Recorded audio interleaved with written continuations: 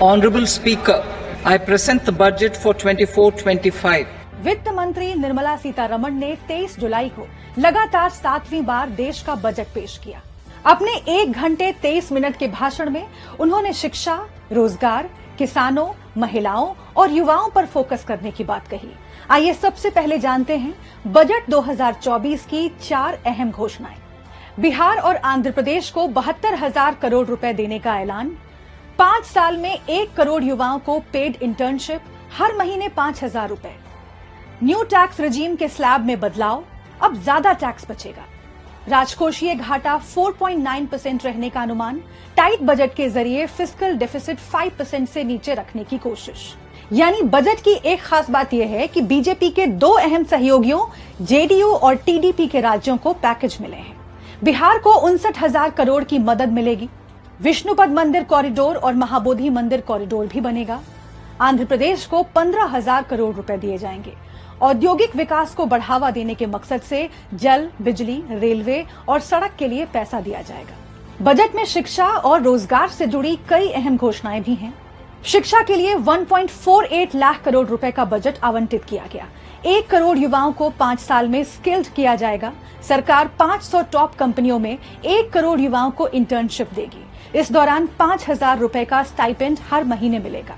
EPFO panel पर पहली बार register करने वाले युवा जिनकी सैलरी 1 लाख रुपए से कम है, उन्हें 3 किस्तों में 15,000 रुपए दिए जाएंगे। जिन युवाओं को सरकारी योजनाओं में किसी भी तरह का फायदा नहीं मिल रहा है, उन्हें देश भर की यूनिवर्सिटीज में एडमिशन के लिए लोन मिलेगा, जिसका 3% तक पैसा सरकार देगी। सरकार ने न्यू टैक्स रजीम के स्लैब में बदलाव करके टैक्स पेयर्स को भी राहत दी है। In the new tax regime, the tax rate structure नई टैक्स रजीम में सैलरी वालों के लिए 7.75 लाख तक इनकम टैक्स फ्री की गई है। इससे टैक्स पेयर को 17,500 रुपए का फायदा होगा।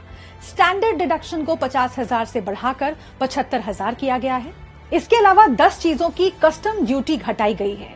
सोना, चांदी, कैंसर की दवा, मोबाइल फोन, मोबाइल चार्जर, बिजली के तार, X-ray machine, solar panels, leather और सी फूड सस्ते हुए हैं। सरकार ने महिलाओं के लिए भी कुछ अहम घोषणाएं की हैं। महिलाओं के लिए 3 लाख करोड़ रुपए आवंटित किए गए हैं। वर्कफोर्स में हिस्सेदारी बढ़ाने के मकसद से कामकाजी महिलाओं के लिए छात्रावास स्थापित किए जाएंगे, साथ ही शिशु गृह बनाए जाएंगे। देश के अन्नदाता यानी किसानों के लिए भी बजट फायदेमंद रहा। सरकार ने एग्रीकल्चर के लिए 1.52 लाख करोड़ रुपए दिए हैं, लेकिन एमएसपी को लेकर कोई बड़ी घोषणा नहीं हुई है।